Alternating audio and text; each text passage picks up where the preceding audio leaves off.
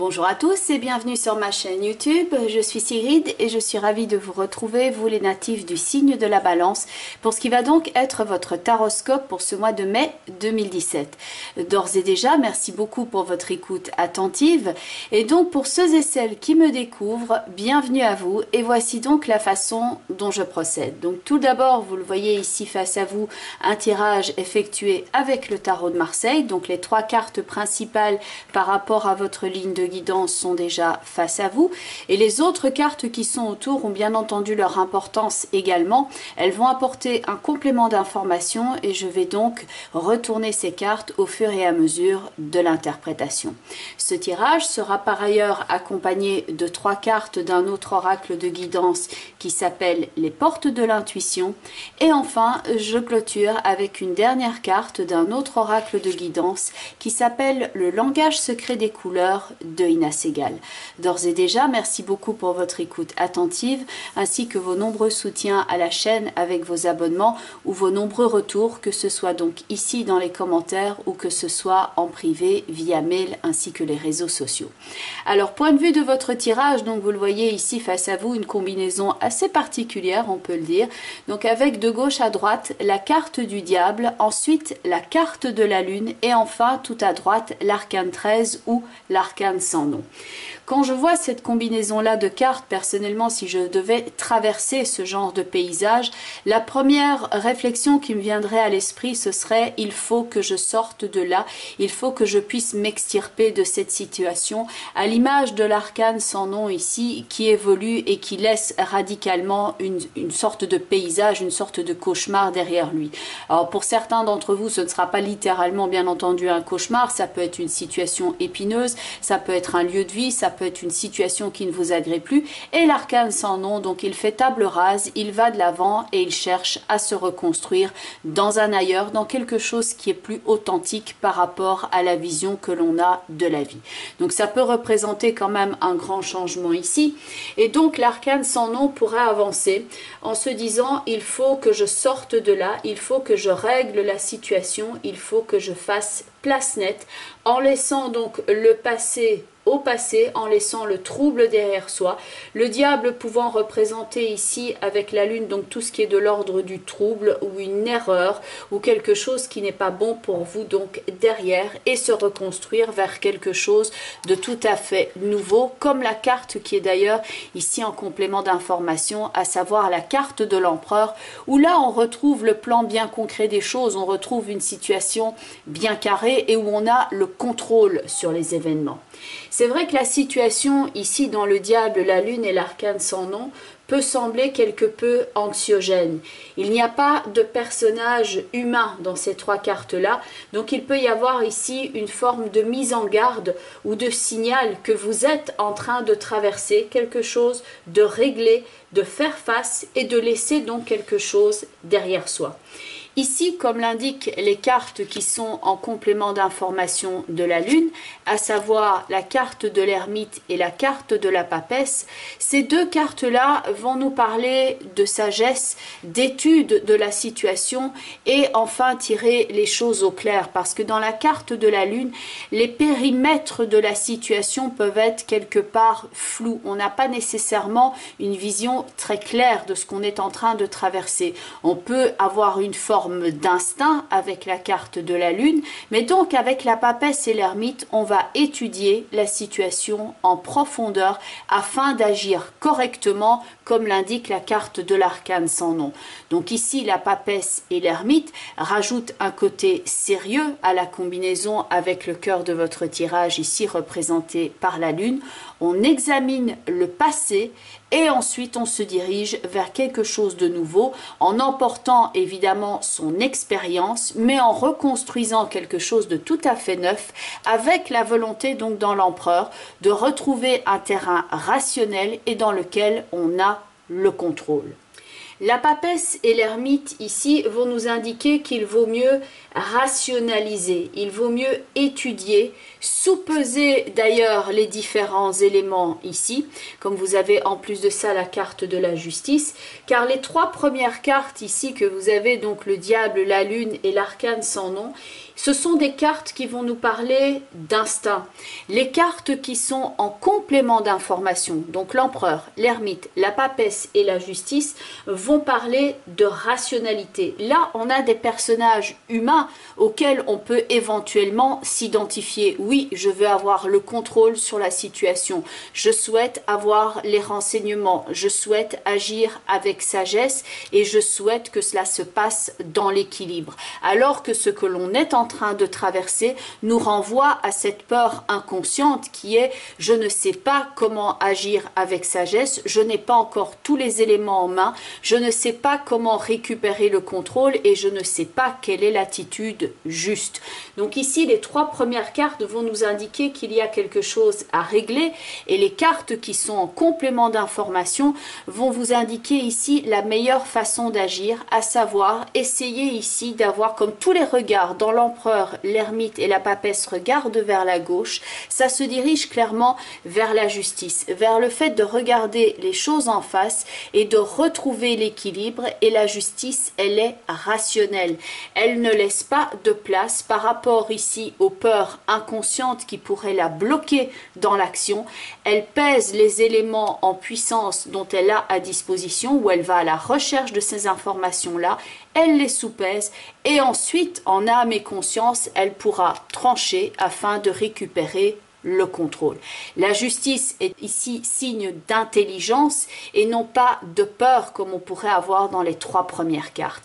Intelligence, regard droit, regard net, un éclaircissement sur la situation et beaucoup de rationalité.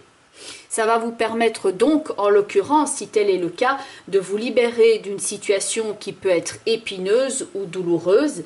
Et ça peut donc ici parler, par exemple, d'un couple qui a trop duré et qui n'est plus dans le partage, ou d'un travail aussi qui ne correspond plus à vos attentes, ou d'un contexte tout simplement socio-professionnel ou amical ou relationnel qui ne vous agrée plus et vous devez faire une sorte de nettoyage. Donc ça peut être une période ici un petit peu plus orageuse, un petit peu plus troublée. Et donc ces trois cartes-là, certes, elles sont en rapport avec nos inconscients, nos luttes intérieures, nos peurs, les peurs que l'on peut éprouver quand on ne maîtrise pas tous les éléments sur le plan concret.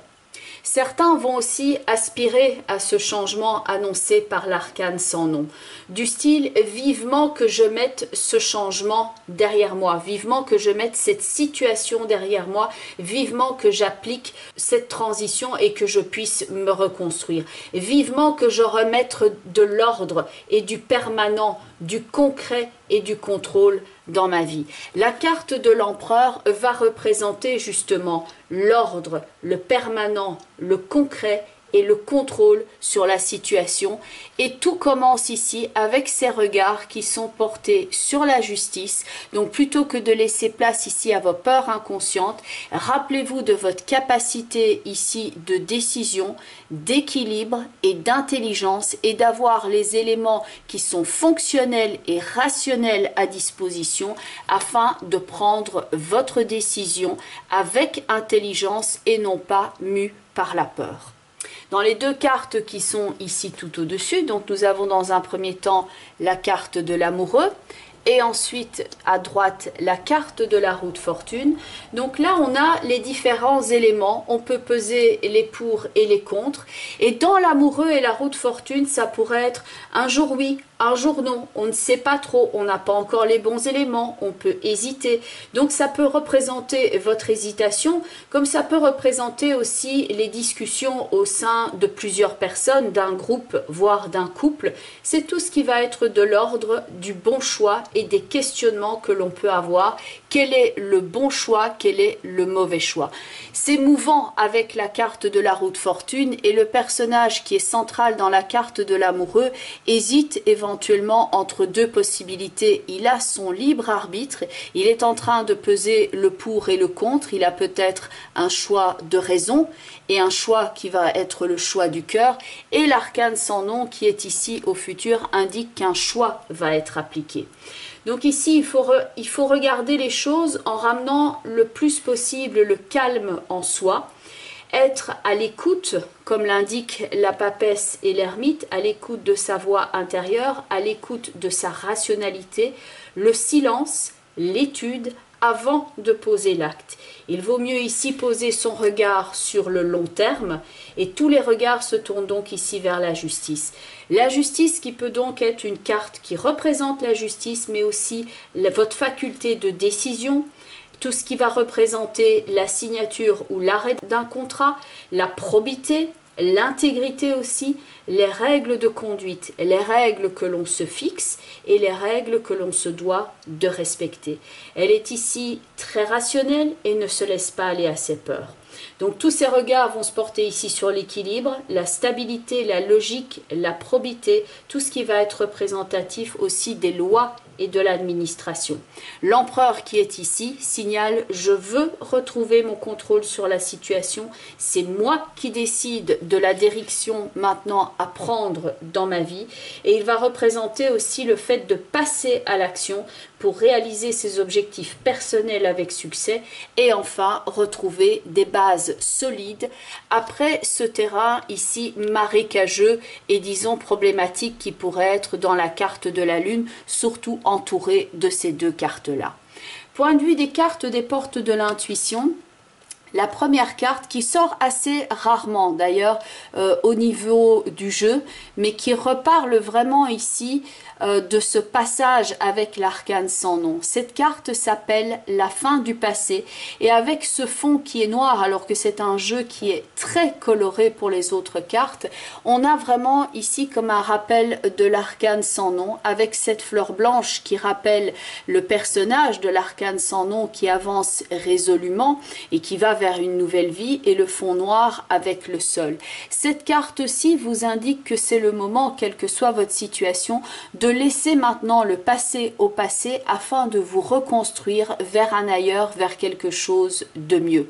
Donc pour certains, c'est même attendu ici avec grand espoir, le fait de pouvoir tourner cette page et même clôturer donc ce chapitre important, chapitre ou même carrément un livre de votre existant. Le texte de cette carte étant tourner la page du passé, vous avez un fabuleux potentiel à exploiter. Ensuite, la seconde carte, on parlait justement de pages à tourner, de livres ou de chapitres à clôturer, c'est la carte qui s'appelle les mots et qui renvoie éventuellement avec ce livre qui est posé ici, au livre qui est tenu par les mains de la papesse, à la sagesse que représente l'ermite et éventuellement tout ce qui est contrat et administratif avec la justice. Les mots vont vous permettre d'avoir le contrôle sur la situation ici, verbaliser certaines choses, cela peut s'avérer très important. Avec ce message sur cette carte, le succès va dépendre d'un état d'esprit positif et de l'emploi de certains mots que vous utilisez. Point de vue maintenant de ce livre qui est présent sur cette carte, ça peut donc faire référence aussi à tout ce qui est étude d'un projet, recherche d'informations au niveau administratif, le fait de poser un acte notarié, dans certains cas le fait de signer certains types de contrats, de lire ici également entre les lignes pour voir quelles sont toutes les clauses justement du contrat et ne pas laisser place à un contexte disons plus marécageux comme le diable et la lune. Donc point de vue de la carte du mot, la deuxième carte, Et enfin, la troisième carte des portes de l'intuition qui va vous indiquer ce passage d'un endroit à l'autre. Donc de nouveau, on retrouve ici la carte de l'arcane sans nom. Et il est normal ici de ressentir une certaine appréhension parce que vous êtes dans le passage tel ce personnage qui est ici sur le fil. Vous n'êtes pas encore dans la position de l'empereur qui est assis dans un trône et qui est assis sur une situation stable, concrète, où les bases sont posées. Pour l'instant, vous êtes sur le fil, tel le personnage de l'arcane sans nom qui traverse une période ou un paysage ici un petit peu plus problématique, d'autant plus que les périmètres, les contours de la situation ne sont peut-être pas nets avec le diable et la lune. La maîtrise est donc le titre de cette carte avec ce message.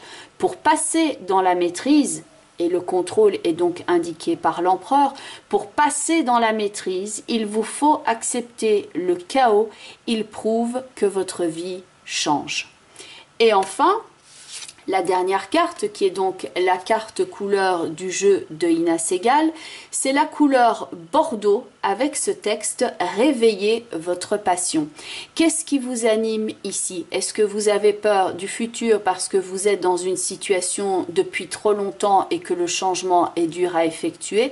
Réveillez votre passion, ça va vous donner probablement le feu nécessaire que pour savoir ici prendre ce risque et oser aller de l'avant et vous reconstruire ici vers une nouvelle situation où vous aurez, vous, pleinement le contrôle et laisser les situations qui sont mortes, mortifères ou anxiogènes, comme on pourrait le voir ici, laisser cela derrière soi afin de se reconstruire.